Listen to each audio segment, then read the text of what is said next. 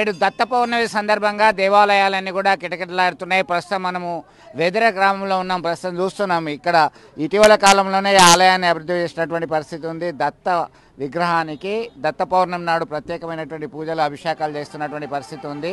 మాఘమాసంలో వచ్చేటువంటి పౌర్ణమిని దత్త పౌర్ణమిగా అభివర్ణిస్తారు. దత్తునికి అభిషేకం చేస్తే గురువు అన్ని ఆలోచనలతో సక్రమంగా ఇస్తాడని చెప్పేసి నానుడి ఉంది. ఇక్కడ స్థానికంగా ఉన్నటువంటి మన ఔదుంబర వృక్షాన్ని చూస్తున్నాం. ఇక్కడ ఔదుంబర వృక్షము ఈ ఆలయానికి సంబంధించి ప్రతిదీ దత్త అవతారంగా మేడి వృక్షం అంటాము. దీన్నే మనం మేడి వృక్షము లేదా ఔదుంబర వృక్షం అంటాము.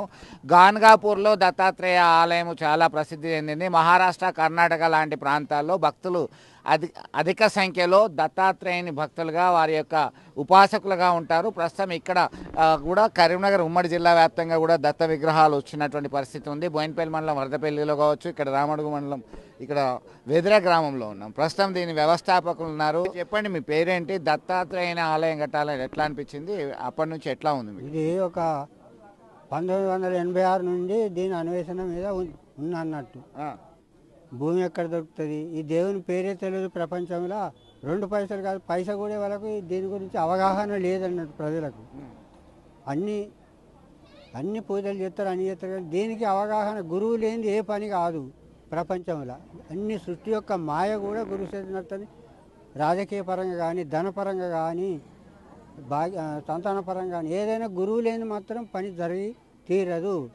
అందుకొరకు దీన్ని 86 నుంచి అన్వేషణ చేసి ఈ దేవుడే తెలియదు కాబట్టి ఎక్కడైనా రోడ్డు పోతుంటే జాగ్రత్త దొరుకుతుందని అన్వేషణ చేసి నేను ఈ గ్రామంలో మొట్టమొదటి వినాయకుని పెట్టిన 60 ఏళ్ళ. ఇప్పుడు ఎట్లా అనిపిస్తుంది? ఆలయం నిర్మించినప్పటి నుంచి కూడా దత్త ఉపాసకులు ఉన్నారు. ఇప్పుడు ఎట్లా ఉంది ప్రజెంట్? ఇప్పుడు ఎట్లా అంటే ఇక్కడ కాని పని అనేది ఉండదు. పెళ్లి సంబంధం కానీ, సంతానం కానీ, ఏది కానీ, ఏ మంత్రశక్తులు కానీ అనేటి ఒక తక్షణమే వెళ్ళిపోతున్నాయి అన్నాడు. దాని యొక్క మహిమ మనం చేసే ప్రతి పండుగలకు కూడా యజ్ఞం చేస్తా. భీష్మాష్టమికి, వైకుంఠ ఏకాదశికి, కృష్ణాష్టమికి ఎప్పటికీ కూడా మొత్తం మీద దత్త ఉపాసన చేస్తే కాని పనంటూ లేదు, ప్రతి ఒక్క కోరిక నెరవేరుతుంది అని చెప్పి అభిప్రాయం వ్యక్తం చేస్తున్నటువంటి పరిస్థితి ఉంది. ఆలయ కమిటీ చైర్మన్ ఉన్నారు. మనతో ఎట్లా అనిపిస్తున్నది? దీని యొక్క అభివృద్ధికి సంబంధించి మీరు ఏ విధంగా దోహదపడుతున్నారు? ఎట్లాంటి పూజలు చేస్తారు? ఈ పెద్ద మనిషిని చూసే వరకు పాపం ఒక్కడే ఉంటుండు. అసలు ఇది ఏంది అనేది. దత్తాత్రేయ అనేవాడు ఎవరిని కూడా దగ్గర రానివాడు. యాక్చువల్లీ ఏంటంటే ఆయన చాలా పవర్ఫుల్ దేవుడు. పాపం ఈయన చేస్తుండంటే చాలా గొప్పోడు అని అనిపించి నేను వచ్చి ఇక్కడ అడిగిన, ఏంది ఇది, ఏం దేవుడు అంటే దత్తాత్రేయ అన్నాడు. అరే అయితే మనం కట్టాలి దత్తాత్రేయ అని చెప్పి ఎవరిని రాణిస్తలేదు. కానీ దాదాపు 30 సంవత్సరాల నుంచి నేను రాంగబొంగ చూస్తున్నా. మా ఆవిడ గురించి కోతి బొమ్మ అనుకొని కొబ్బరిగా కొడితే కోతి బొమ్మకి ఎందుకు కొడతామన్నాం. దత్తాత్రేయ అని తెలిసిన తర్వాత నేను వచ్చి మొదలుపెట్టి దాతల సహకారంతో ఈ చంద్రయ్య గారి సహకారంతో డెవలప్మెంట్ తీసుకొచ్చినాం.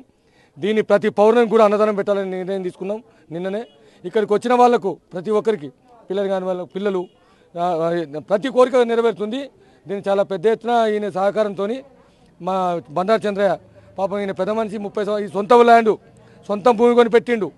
కానీ ఏంటంటే ఆయనకు ఏంటంటే ఆర్థికంగా లేక, కానీ ఇది నమ్ముకున్న వాళ్లకు మాకు రాదు. మా పిల్లలకు అంటే మా పిల్లలకు, మా మనవలకు మాకు మోక్షం దొరుకుతుంది తప్ప డబ్బు దొరకదు. మేము ఏంటంటే ఓన్లీ నిమిత్త మాత్రం ఎక్కుంటాం. ఇప్పుడు చంద్రయ్య కానీ నేను కానీ మాకు ఏమి ఇవ్వడు దేవుడు, మాకు ముక్తిని ప్రసాదిస్తాడు. కానీ మా పిల్లలు అంటే మా మనవాళ్ళు వాళ్ళు తరతరాలు మాత్రం చాలా గొప్పగా ఉంటారని అభిప్రాయంతోనే మేము సేవ చేస్తున్నాం. అందరి సహకారంతో ప్రతి సంవత్సరం ప్రతి నెల ఈ కాడ నుంచి పౌర్ణమి అన్నదానం పెట్టదలుచుకున్నాం. మీరు చెప్పండి, ఎప్పటి నుంచి వస్తున్నారు మీరు ఆలయానికి? 2015లో శ్రీ గురు దత్తాత్రేయ స్వామివారి సన్నిధిలో బండారు చంద్రయ్య గారు స్థాపించిన తర్వాత కొత్త జయపాల్ గారు దాత సహకారంగా చైర్మన్గా వైద్యభూపతి గారు ఉన్నారు. అప్పటి నుండి మేము వస్తున్నాము. మేము కోరిన కోరికలన్నీ ఇక్కడ మొక్కుకొని అన్ని విధాలుగా ప్రతి సంవత్సరం వస్తున్నాం కాబట్టి మాకు నెరవేరుతున్నాయి. ఈ గుడిని కొంచెం మీలాంటి స్టూడియో, మీలాంటి ఛానల్స్ కొన్ని అందరికీ అడ్జేస్తే కొంత దీనికి ప్రాచుర్యంలోకి వస్తాయని మా యొక్క మనవి. బాలరాజు గారు అండి. మేము ఇక్కడ దత్తాత్రేయ స్వామి గుడి మా చైర్మన్ గారు చెప్పినట్టు చాలా బాగుండేది. కానీ ఫస్ట్ ఇక్కడ ఏం లేదు. మన కొత్త జయపాల్ రెడ్డి అన్న సహకారంతో, మన అయ్యవారి పంతులతో సహకారంతో ఇప్పుడు ఒక ఫామ్లోకి వచ్చింది. మన మెయిన్ రోడ్కి అందుబాటులో ఉంది. భక్తులు ఎక్కువ వస్తున్నారు. మేము అందరికి అనుకూలంగా ఉండాలనే చేస్తున్నామండి. దత్తాత్రేయుని మహిమ ఏంది, మీరు ఎట్లా చేస్తారు, మీకు ఎంతకాలం నుంచి తెలుస్తున్నారు? దత్తాత్రేయుని గురించి మేము ఈ గుడి కట్టక ముందు కూడా మా ఇంటిలో అన్నదానం చేసే ప్రతి ఈ దత్తాత్రేయుని అనుగ్రహం కోసము ప్రతి ఒక్కరూ ఇక్కడికి వచ్చి ప్రత్యేక పూజలు చేస్తున్నటువంటి పరిస్థితి, ముక్తిని ఇచ్చేటువంటి దైవంగా భావిస్తున్నారు. ప్రతి ఒక్క పౌర్ణమికి కూడా ఇక్కడ ప్రత్యేక పూజలు చేస్తున్నారు, హోమాలు చేస్తారు. ప్రత్యేకమైనటువంటి అలంకరణలో ఇక్కడ శివ విగ్రహాన్ని సైతం ఏర్పాటు చేయడం జరిగింది. నంది విగ్రహం త్రిమూర్తుల యొక్క అవతారమే దత్తాత్రేయునిగా కొలుస్తారు. బ్రహ్మ విష్ణు మహేశ్వరులు అత్రిపుత్రులుగా జన్మించారు. అనసూయకి, సతీ అనసూయకి సంబంధించిన చారిత్రక పౌరాణిక గాథ అందుబాటులో ఉంది. దీనికి సంబంధించి దత్తుడు మోక్షాన్ని ఇచ్చేటువంటి దైవంగా మనం భావిస్తాము. పురాణ గాథలు సైతం అదే చెప్తున్నది. ఎంతోమందికి మార్గాన్ని చూపేటువంటి దేవుడే దత్తుడు. దత్తాత్రేయ విగ్రహానికి సంబంధించినటువంటి ఇక్కడ స్వామి జరగండి ఒకసారి.